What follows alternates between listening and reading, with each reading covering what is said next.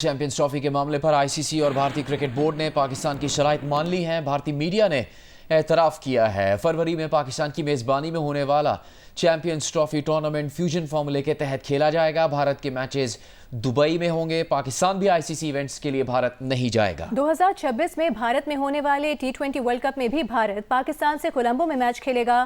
پاکستان کو ایک اور آئی سی سی ویمن ایونٹ کی میزبانی بھی ملے گی۔ چیمپئنز ٹرافی کے معاملات طے ہو گئے۔ بھارتی میڈیا کے مطابق انٹرنیشنل کرکٹ کونسل اور بھارتی کرکٹ بورڈ نے پاکستان کی شرائط مان لی ہیں۔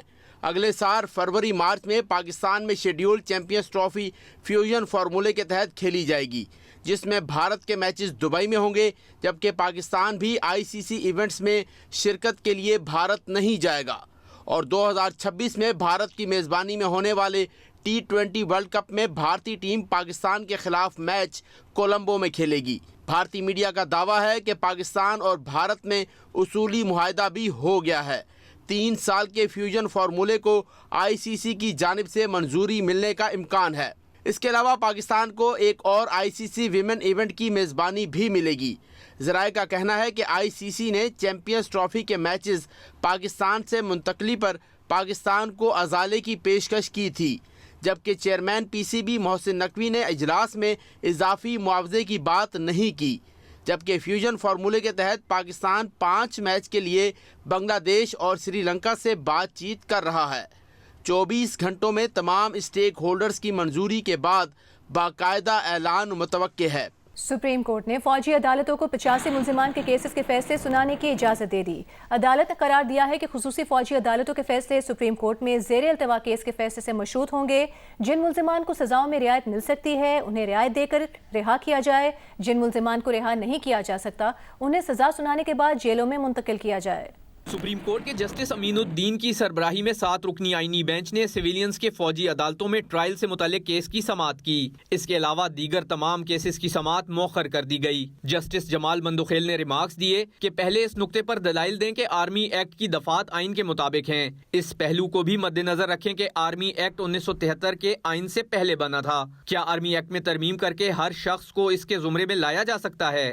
جسٹس محمد علی مظہر نے ریمارکس دیے، کل بھی کہا تھا کہ 9 مئی واقعات کی تفصیلات فراہم کریں۔ فی الحال تو ہمارے سامنے معاملہ صرف کور کمانڈر ہاؤس تک کا ہی ہے۔ اگر کیس صرف کور کمانڈر ہاؤس تک ہی محدود رکھنا ہے تو بتا دیں۔ ایڈیشنل اٹارنی جنرل نے کہا تفصیلات آج صبح ہی موصول ہوئی ہیں، متفرق درخواست کی صورت میں جمع کراؤں گا۔ جسٹس جمال مندوخیل نے ریمارکس دیے، آرمی ایکٹ کے تحت بنیادی حقوق میسر نہیں ہوتے۔ آرمی ایکٹ بنایا ہی فوج کی ملازمت کے قواعد اور ڈسپلن کے لیے گیا ہے۔ کیا آپ کو سویلین کورٹس پر اعتماد نہیں؟ خواجہ حارث نے کہا بنیادی حقوق جرم کرنے پر ہی ختم ہوتے ہیں۔ جسٹس مسرت ہلالی نے کہا یہاں بات بنیادی حقوق کی نہیں ہو رہی، سویلینز اور نان سویلینز کی ہو رہی ہے۔ اس کے بعد آئینی بینچ نے خصوصی فوجی عدالتوں کو 85 ملزمان کے کیسز کے فیصلے سنانے کی اجازت دے دی اور قرار دیا کہ خصوصی عدالتوں کے فیصلے سپریم کورٹ میں زیر التوا کیس کے فیصلے سے مشروط ہوں گے۔ جن ملزمان کو سزاؤں میں رعایت مل سکتی ہے انہیں رعایت دے کر رہا کیا جائے۔ جن ملزمان کو رہا نہیں کیا جا سکتا انہیں سزا سنانے کے بعد جیلوں میں منتقل کیا جائے۔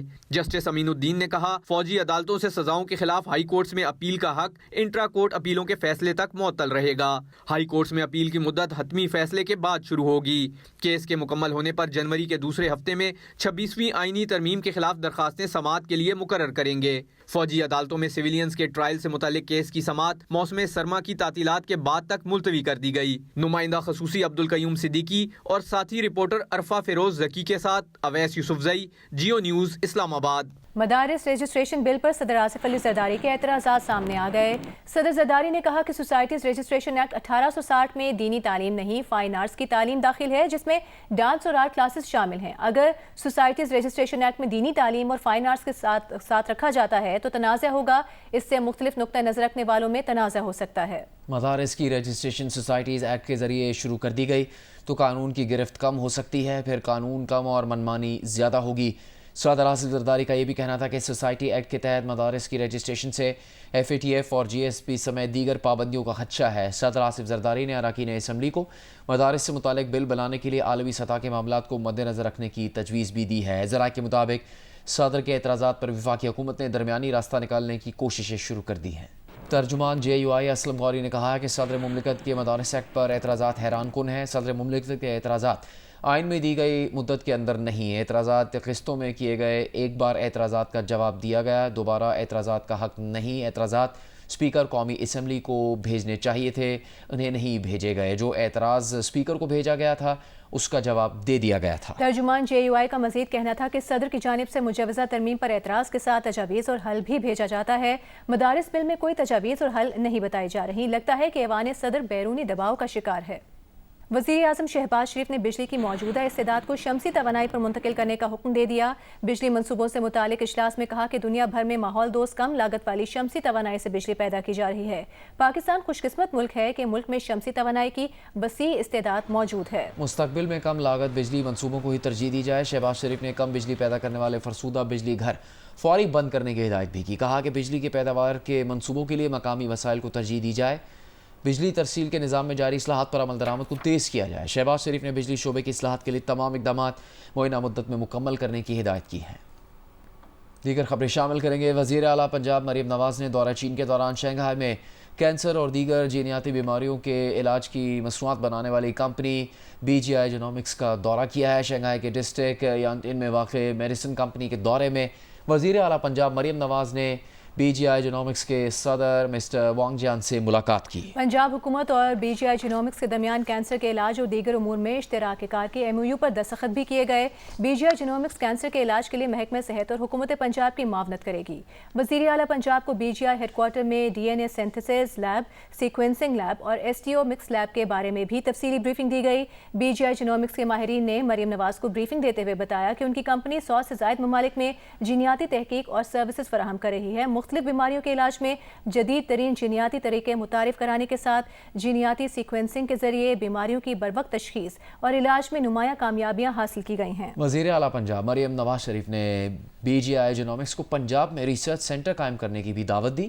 مریم نواز نے کہا کہ BGI جینومکس کی فیسلٹی کا پنجاب میں قیام میڈیکل ریسرچ کے لیے ایک اہم سنگ میل ثابت ہوگا. مریم نواز نے ایگریکلچر یونیورسٹیز میں BGI گروپ کے تعاون سے ریسرچ کلچر کو مزید مستحکم کرنے کی تجویز بھی دی ہے.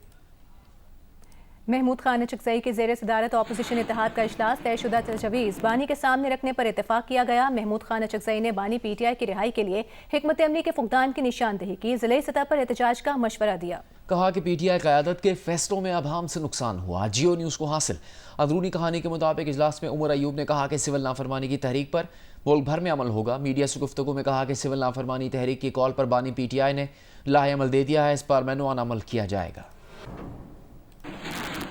ہمارا جو سول ڈس اوبیڈینس کے حوالے سے وزیر اعظم عمران خان صاحب کی کال ہے بین الاقوامی دنیا میں اور پاکستان کے اندر, اس کا لاہ عمل بھی وزیر اعظم عمران خان صاحب نے خود بھی دیا ہے.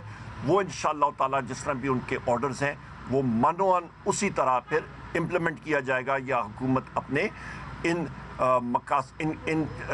ہمارے جو ڈیمانڈز ہیں اس کو یا پورا نہیں کرتی. ہم نے کچھ تجاویز جہاں ڈسکس کی وہ ہم اپنے جو ہمارے پولیٹیکل کمیٹی ہے یا جو ہمارا CC ہے اور بانی چیئرمین صاحب کے سامنے رکھیں گے. اس لیے ہم ابھی میڈیا میں وہ اناؤنس نہیں کر رہے ہیں. جب وہ ہماری وہ ہو جائے گی تو 1-2 دن میں وہ ڈیسیجن بھی ہم جو ہے نا پھر میڈیا کے سامنے رکھیں گے.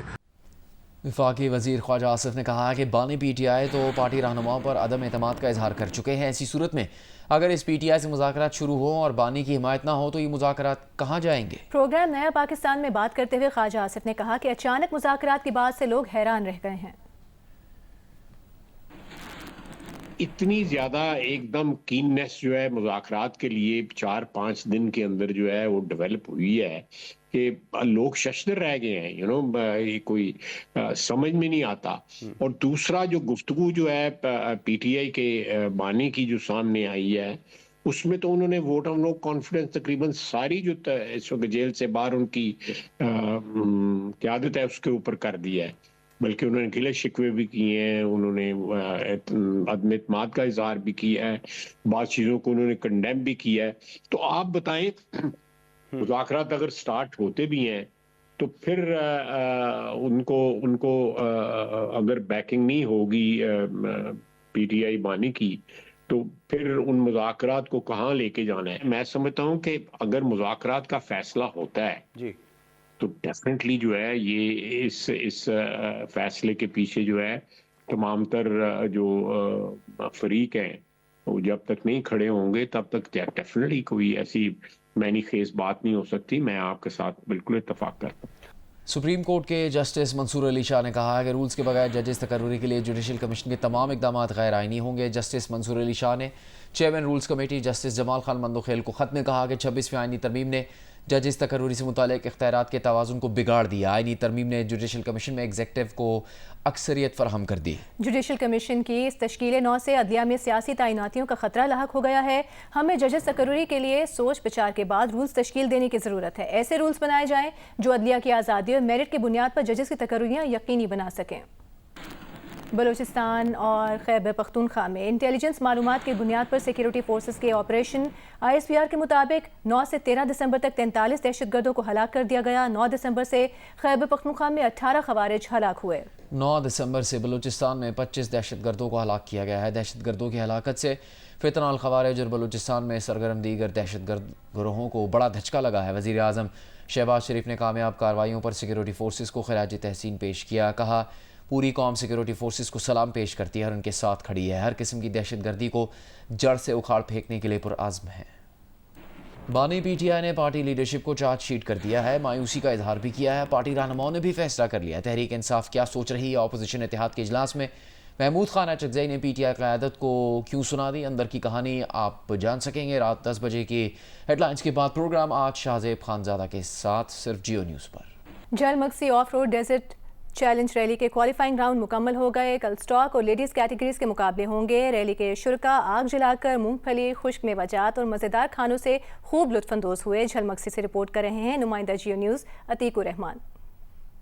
जी, झलमक्सी के सहरा के जंगल में जब जमा हो जाते हैं ये सारे रेसर तो फिर बन जाता है वहाँ मंगल का समा। सारे ड्राइवर जो हैं वो क्वालिफाइंग राउंड मुकम्मल करने के बाद अब यहाँ पर एक बोन फायर हो रहा है क्योंकि सर्दी बहुत ज़्यादा है। जो हमारा मुकाबला चल रहा है, जो खेल चल रहा है वो दिन के टाइम है।